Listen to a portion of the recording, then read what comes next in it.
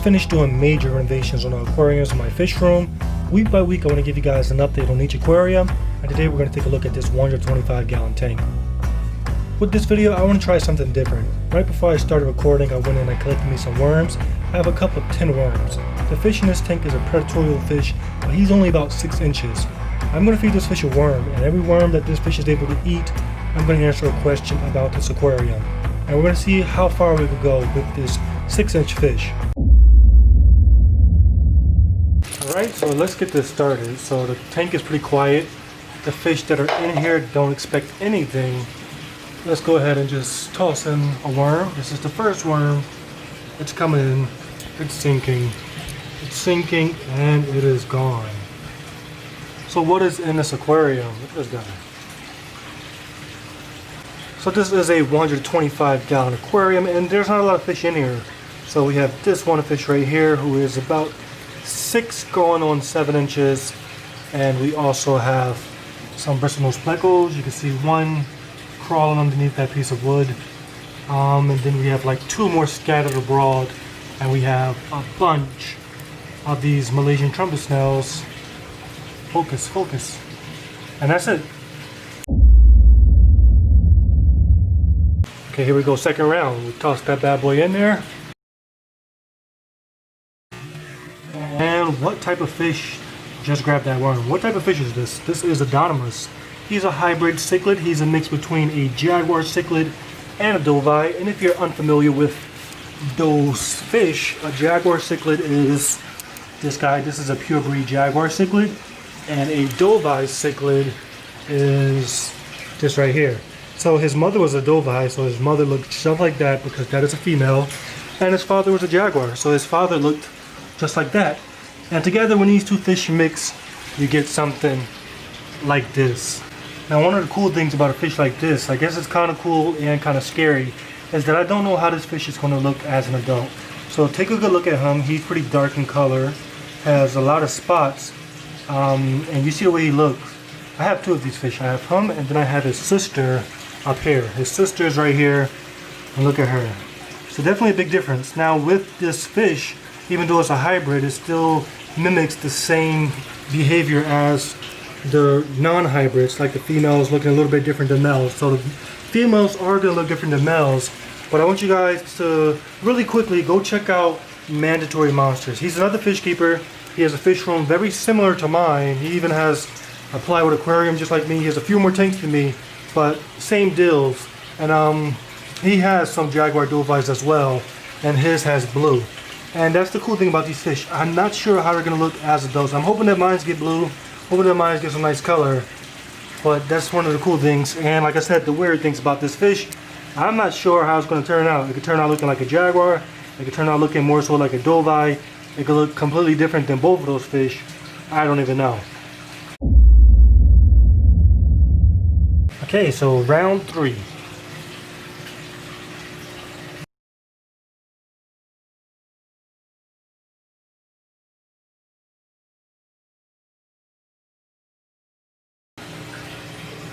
So why is this fish by himself? Now of course he's not by himself, he has plecos, but of course cichlids don't really relate to plecos so much. So why are there no other cichlids in this aquarium? 2 reasons. When he was small, he was ripping off other fish's heads, so he was pretty aggressive, and you can see he has some pretty sharp teeth. He's back there, but you can see that one tooth in the front.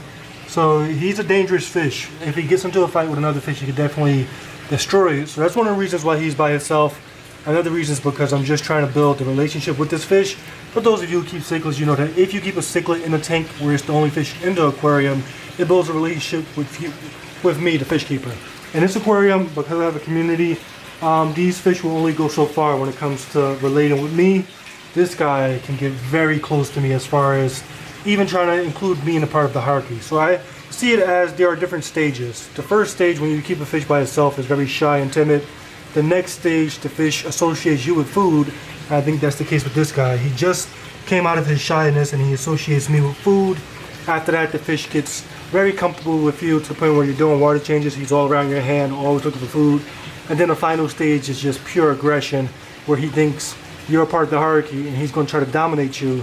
And I'm hoping to get that to that point with this fish, because that will be very entertaining, I believe. Okay, this is the fourth worm. These worms are like so dead, and they're not dead, but they're so unlively. When I was trying to catch them off the ground, they were getting away and extremely fast. Put them in his cup and they're just so like slopping, but he still likes them nevertheless. So he's in there and he has it. So how big will this fish get? And to that question, I don't know. He's a mix once again between a jaguar cichlid, which in aquariums can reach about 16 inches, and a doveye cichlid, which in aquariums can reach about 20 inches. In a while they get bigger, but in aquariums they tend to get smaller. Really quickly, I just saw something that I didn't see before on this fish, and that was like a little pinch of blue in his cheeks. So maybe he will turn blue as an adult. But as for his size, his mother was a doveye, and he favors the doveye a little bit more. So all those spots on his stomach, those are the spots that you would normally see on a doveye. And yeah, he looks a little bit more like a doveye, so I'm going to assume he's going to get the size of a doveye, which means he's going to grow to maybe 20 inches. Now, of course, in his 125-gallon aquarium, he's going to get too big, so eventually when that happens, I may end up putting him in my 210-gallon aquarium, but I believe that will take some time, maybe a few years before he gets that big. Worm number 5. Okay, toss him in there.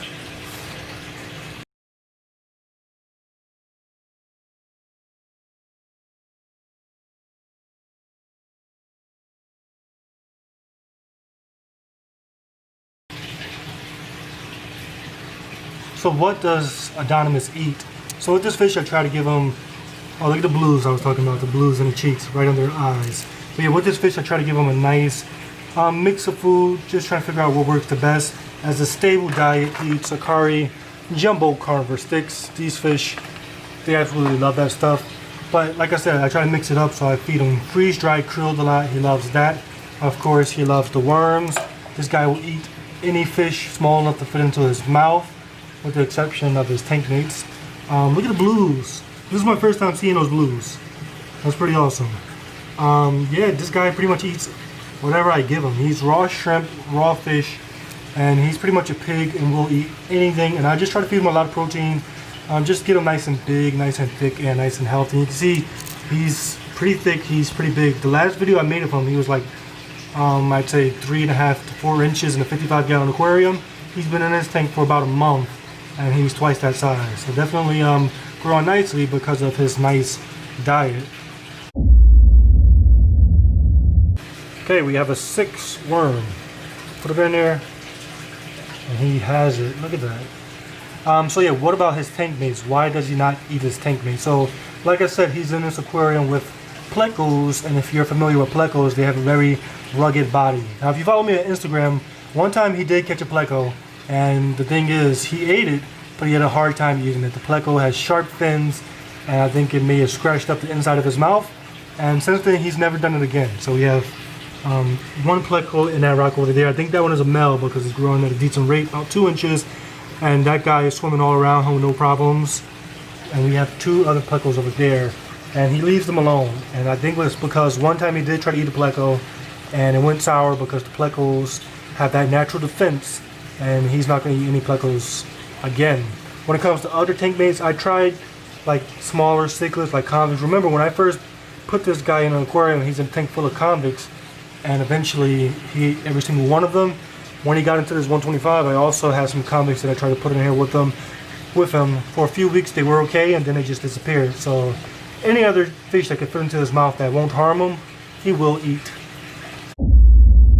Okay, we're at number 7. This guy has a little bit more life in him, and 7th worm into the aquarium, and he has them. Now consider this, those worms may be pretty small, but once again this fish is, I'd say what, 6 inches, and his stomach is not that big. So for him to squeeze all these worms in there, of course I don't do it often, but when I do it, it's pretty shocking. So the 7th question is filtration on this aquarium. So we have a 125-gallon aquarium. It has this green tint. I hate that. I'm trying to look up there and try to change up the lighting a little bit. It's this camera making it look more green than it actually is. You see, it just calmed down, so it's less green. But yeah, for this tank, when it comes to filtration, one giant greedy fish that eats a lot. few plecos, and all I have is 2 sponge filters. Eventually I may have to upgrade. Sponge filters are very great for fish like this because they're simple, they provide a lot of oxygen, and they get the job done. And because it's only one fish, it's not really much waste produced that I can't just go out naturally by myself and siphon with a vacuum. I go every week and I siphon out all the poop, and that helps a ton. So these sponge filters are not bad when it comes to keeping this tank clean. However, the problem is that sometimes he gets bored and he goes and he just attacks them. He bites them. I don't know if it's like flavors inside of these sponge filters, but sometimes he bites them, and I read that that could be very bad. Some fish have died from biting sponge filters because of all the bacteria on the sponge. So eventually I will top on here a 120 aqua clear, what is it, 120 or something like that. So yeah, put on some, I ain't gonna back filter for now. But yeah, that's all I have on this tank for filtration, and not too bad. This is the 8th worm we have, and honestly I ran out of questions. I think I've pretty much covered the basics of this fish, and if I keep going on it's just going to bore you guys. So I'm just going to toss that worm in there.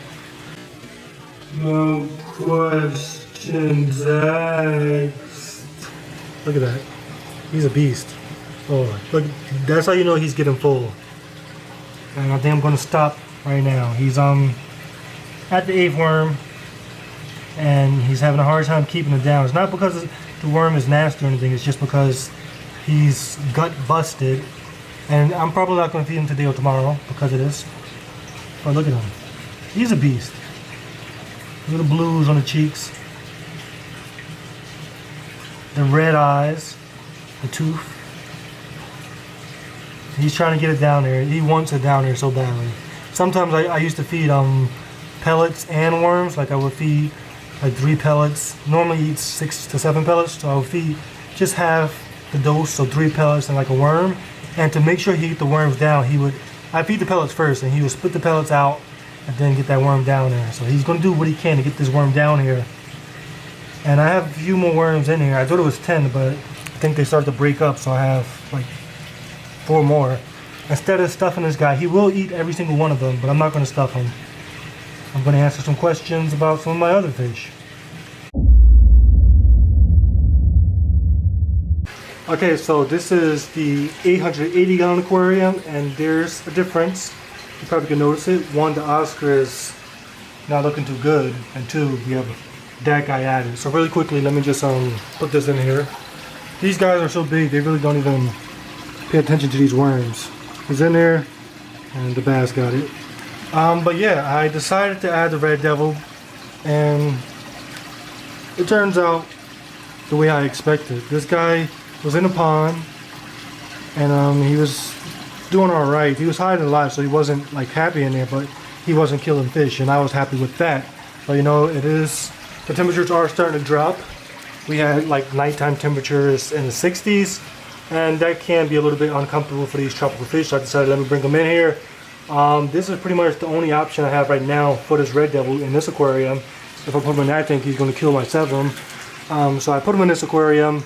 And of course, I don't know why this guy attacked him. The Oscar, out of all the fish, well, I guess because he's the tank boss, but he attacked him.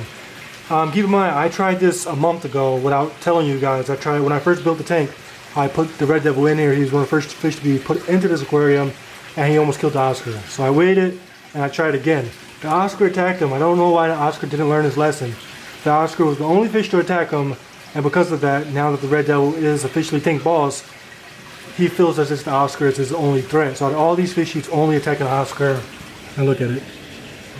Now last time when the Oscar was this bad, I took out the red devil and put him back in the pond. I can't do that because the temperatures are dropping in the pond. So what I'm going to do is I'm going to leave this guy in here. He's in bad shape, but I think that if I leave him in here, the red devil will officially be above this guy in the hierarchy. And I believe he should leave him alone. I'm hoping that he leaves him alone. If not, it's going to be a nightmare because I'm going to have to put him in here. I'm going to have to take a lot of fish out of there, and it's going to be a lot of chaos. Of course, I'm not going to let this Oscar die. So if he gets to the point of almost dying, I have a quarantine tank to put him in, and I'm going to put the red devil somewhere else. But for now, that's what's changed with this aquarium. And we have the last few worms, which look disgusting. But we have this tank right here. I hate feeding this tank because so many fish, and you know, when you feed one, they all just get jealous. But I'm just gonna toss them in here. I do have my favorites. Oh, look at these convicts. These guys are just getting so tough as far as big and bulky. I do have my favorites in here, like these worms. I would want the Jack Dempsey over there looking awesome. I would want him to get one. My Messer's G-Freeze, the pink balls back there, I would want him to get one. But in actuality, the fish that you don't want to get them, we'll give them, like Ballard Shark, Jaguar Dovai, his sister. We have two more right here. And we have two female convicts watching them.